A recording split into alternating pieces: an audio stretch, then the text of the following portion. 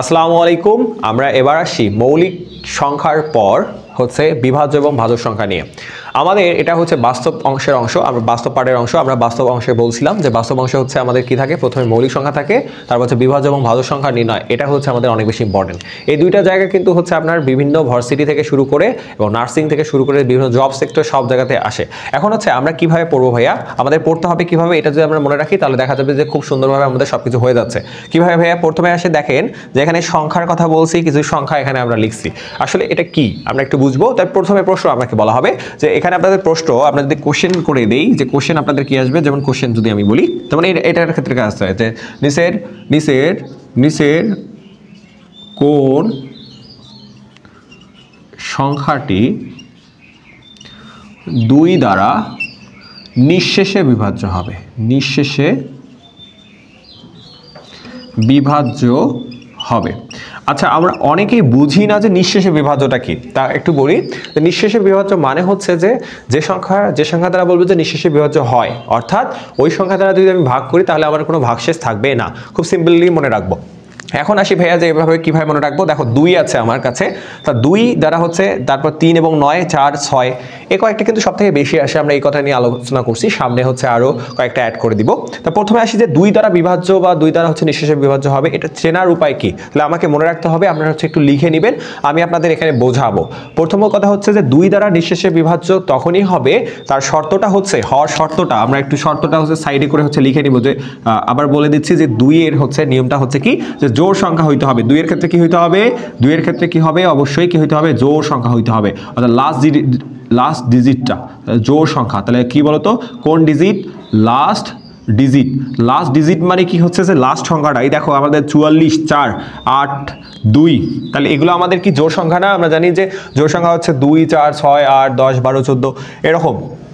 এই সংখ্যাগুলো যদি আমাদের কি হয় এবং যদি শূন্য থাকে তবু আমরা তাকে কি ধরবো, অবশ্যই হচ্ছে কি ধরবো, আমরা হচ্ছে জোড় সংখ্যা ধরবো। তাহলে দেখা যাচ্ছে যে 4, 8, 2 এগুলো আছে। তাহলে শর্ত কি, 2 দ্বারা নিঃশেষে বিভাজ্য কখন হবে? তাহলে অবশ্যই কি হইতে হবে, যে লাস্ট ডিজিটটাকে কি হইতে হবে, আমাদের জোড় সংখ্যা হতে হবে। তাহলে দেখবা যে খুব সুন্দরভাবে হয়ে যাচ্ছে।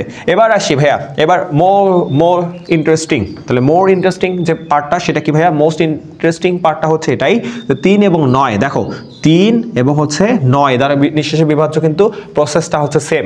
তা কি, যতগুলো সংখ্যা থাকবে তোমার, দেখো তো কয়টা আছে, 1, 2, 3, 4, 5, 6, 7, 1, 2, 3, 4, 5, 6। তাহলে দেখো যতগুলো সংখ্যা থাকবে সবগুলোকে যোগ করবা। যোগফলকে যদি 3 বা 9 দ্বারা যদি তোমার ভাগ করা যায়, তাহলে 3 দ্বারা ভাগ করা গেলে 3 হবে, 3 দ্বারা বিভাজ্য হবে। আর যদি 4, 9 দ্বারা হয় তাহলে 9 দ্বারা বিভাজ্য হবে। ভাইয়া একটুও বুঝি নাই ভাইয়া, আমাকে একটু বোঝায় দেন। আমরা কি বলছি যে এখানের ক্ষেত্রে শর্ত, অর্থাৎ এই দুইটার ক্ষেত্রে শর্তটা কি, শর্তটা হচ্ছে সংখ্যাগুলোর যোগফল। কি বলছি ভাইয়া, সংখ্যাগুলোর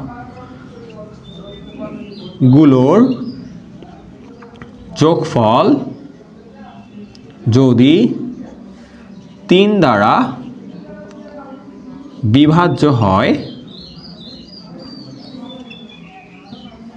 অথবা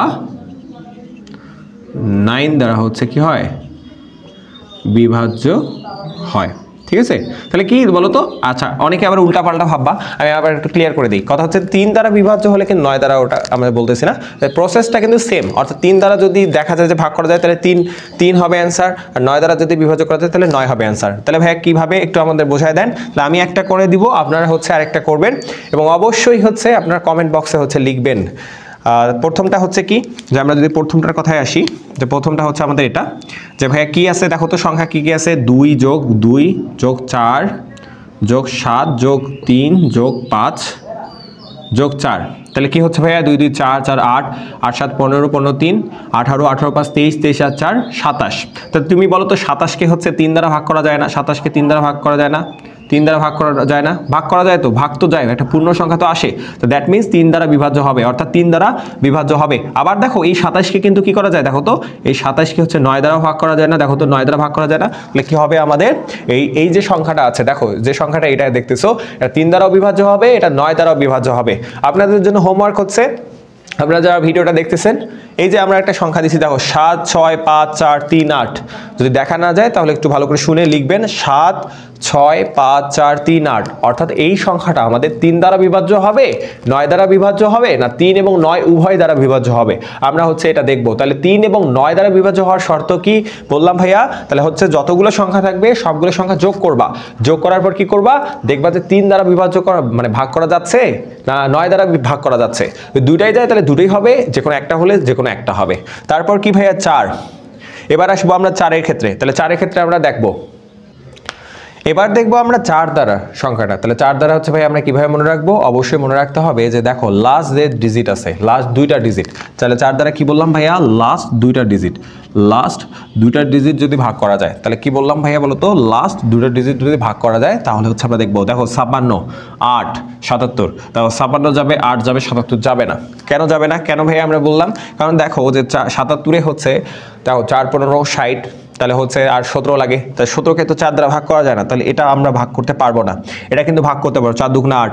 56 কিন্তু ভাগ করা যাবে, কারণ 4 10 40 আর লাগতেছে 16 লাগতেছে, 4 চৌকা কিন্তু 16, অর্থাৎ 4 14 হচ্ছে কিন্তু 56, অর্থাৎ আমরা এটা কিন্তু ভাগ করতে পারবো। তাহলে এটা দ্বারা বুঝলাম। তাহলে বুঝলাম কি? দেখো আমরা একটু রিক্যাপ করি। আমরা 2 বললাম, 2 দ্বারা বিভাজ্যের শর্তটা কি? 2 দ্বারা বিভাজ্যের শর্তটা হচ্ছে যে লাস্ট যে ডিজিটটা আছে তার জোড় হইতে হবে। দেন হচ্ছে ছিল যে 3 এবং 9-এর, 3 এবং 9 দ্বারা বিভাজ্যের নিয়মটা কি ছিল? যতগুলো সংখ্যা থাকবে সবগুলো যোগ করবা, যোগ করার পর যদি দেখো 3 দ্বারা যদি ভাগ করা যায় তাহলে 3-এর বিভাজ্য হবে, 9 দ্বারা ভাগ করা গেলে 9-এর বিভাজ্য হবে, এবং দুটাই গেলে দুটারই বিভাজ্য হবে। বুঝতে পারছো? 4-এর নিয়ম কি শিখলাম? যে লাস্ট দুইটা ডিজিটকে আমরা হচ্ছে ভাগ করব, ভাগ করে যদি দেখি যে ভাগ করা যাচ্ছে তাহলে বুঝবো সেটা 4-এর বিভাজ্য নিয়ম। এবার আসি আমাদের 6। 6টা অনেকটা ইন্টারেস্টিং, কারণ তোমরা অলরেডি 3ও পড়ে ফেলছো, 2ও পড়ে ফেলছো। বলো তো তাহলে 6 হচ্ছে কি 3 এবং 2, এটা দুইটাই যদি যায়, অর্থাৎ 3ও যদি যায়, 3-এর নিয়মও যদি ফলো করে, 2-এর নিয়মও যদি ফলো করে, তাহলে হবে কি 6 দ্বারা বিভাজ্য হবে। তাহলে 3 2 6, এটাই কিন্তু আমরা লিখছি সুন্দরভাবে। 3-এর নিয়মটা কি ভাইয়া? সবগুলো সংখ্যা যোগ করে আমরা দেখবো 3 দ্বারা বিভাজ্য করা যায় কিনা। আর 2-এর নিয়ম কি ভাইয়া? 2-এর নিয়মটা হচ্ছে যে লাস্ট ডিজিটটা আমাদের কি হতে হবে? জোড় হইতে হবে, তাহলে হচ্ছে যাবে।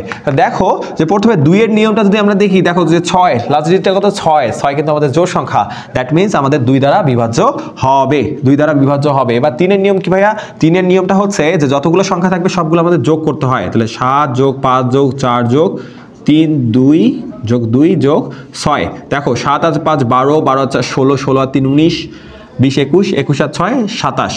তাহলে 27কে হচ্ছে অবশ্যই 3 দ্বারা ভাগ করা যায়, তাহলে 27কে অবশ্যই 3 দ্বারা ভাগ যদি করি তাহলে হচ্ছে 9 আসে। তো দেখো এটা আমাদের 6 দ্বারা বিভাজ্য হবে। তাহলে দেখো নিয়মগুলো একটু ভালো করে মনে রাখবা। আজকে আমরা কি পড়লাম ভাইয়া? আমরা একটু রিক্যাপ করব, ভালো করে সবাই শুনবা যারা শুনতেছো। আর আমরা অবশ্যই বলবো যদি তোমাদের কোনো সমস্যা থাকে, কোনো সংখ্যা যদি তুমি বের করতে না পারো, দেখো আমরা কিন্তু 1 ডিজিট 2 ডিজিট যদি হয় 3 ডিজিট পর্যন্ত আমরা কিন্তু সুন্দরভাবে পারি। কিন্তু সমস্যা হয় কোথায় ভাইয়া? যখন আমরা হচ্ছে 4 ডিজিট 5 6 7 8 ডিজিট বিশিষ্ট কোনো কিছু সংখ্যা থাকে, তখন কিন্তু আমরা বিভাজ্য হয় কিনা এগুলো বলতে পারি না। তা আমরা এই টেকনিকগুলো মনে রাখবো। আজকে আমরা কোনগুলো পড়ছি ভাইয়া? 2 পড়ছি, 3 পড়ছি, 9 পড়ছি, 4 পড়ছি, 6 পড়ছি। 2 3 9 4 6, অর্থাৎ 5টা আমরা সংখ্যা আমরা পড়ছি, যে 5টা সংখ্যা দিয়ে যাবে। আমরা যদি রিক্যাপ করি তাহলে একটু ভালো করে দেখবা 2-এর নিয়মটা আমরা কিভাবে পড়বো। 2টা হচ্ছে আমরা পড়বো এভাবে যে লাস্ট ডিজিটটা, লাস্ট সংখ্যাটা হচ্ছে কি হবে? যে বাম থেকে না ডানের, সর্বডানের যে সংখ্যাটা সেটা আমাদের জোড় সংখ্যা হইতে হবে। দেন হচ্ছে আমরা কি পড়ছি? 3 এবং 9 নিয়ম। তা হচ্ছে কি রকম ছিল ভাইয়া? সবগুলো সংখ্যাটা হচ্ছে যোগফল করব, যোগফল করে যদি দেখি 3 দ্বারা ভাগ করা যাচ্ছে তাহলে 3 দ্বারা বিভাজ্য হবে, 9 দ্বারা ভাগ করে গেলে 9 দ্বারা বিভাজ্য হবে, আর যদি দুটোই যায় তাহলে দুটোই হবে। দেন হচ্ছে কি ছিল 4-এর? 4 ছিল কি? লাস্ট দুইটা ডিজিটকে আমরা 4 দ্বারা যদি ভাগ করা যায় তাহলে 4 দ্বারা বিভাজ্য হবে। আর 6টা কি ছিল? দেখো 6-এর মধ্যে দেখো 3ও আছে 2ও আছে, তো 3-এর নিয়ম এবং 2-এর নিয়ম দুটাই যদি ফলো করে, একটা করলে আর একটা করবে না এমন হবে না, দুটোই নিয়ম ফলো করতে হবে। যদি 3-এর নিয়ম এবং 2-এর নিয়ম দুটোই ফলো করে দেন তোমার 6-এর নিয়মটা প্রযোজ্য হবে। 2-এর নিয়ম কি ছিল?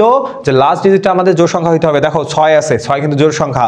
দেন হচ্ছে 3-এর নিয়ম কি ভাইয়া? 3-এর নিয়ম হচ্ছে যে যতগুলো সংখ্যা থাকবে সবগুলো যোগফল করব, যোগফলকে আমরা ভাগ দিব 3 দ্বারা। তাহলে 3 দ্বারা যদি ভাগ করা যায় তাহলে হচ্ছে আমাদের কি হবে? তা 3-এর নিয়ম হবে। তাহলে 3 এবং 2 দুটোই যদি যায় দেন আমাদের 6-এর নিয়মটা ইনক্লুড হবে ইনশাল্লাহ। তাহলে আমরা খুব সুন্দরভাবে হচ্ছে শিখে ফেলছি। আই থিঙ্ক এই ক্লাস দেখার পর যারা হচ্ছে নার্সিং প্রিপারেশন নিচ্ছি বা বিভিন্ন জব প্রিপারেশন নিচ্ছি বা এরকম টপিক নিয়ে আমাদের ঝামেলা ছিল যে ভাইয়া 8 ডিজিট 7 ডিজিট 9 ডিজিট 10 ডিজিট আমরা হচ্ছে পাইতাম না ভাইয়া, আই থিঙ্ক আজকের পর থেকে ইনশাল্লাহ আপনাদের সমস্যা হবে না। তা ভালো থাকবেন, আসসালামু আলাইকুম।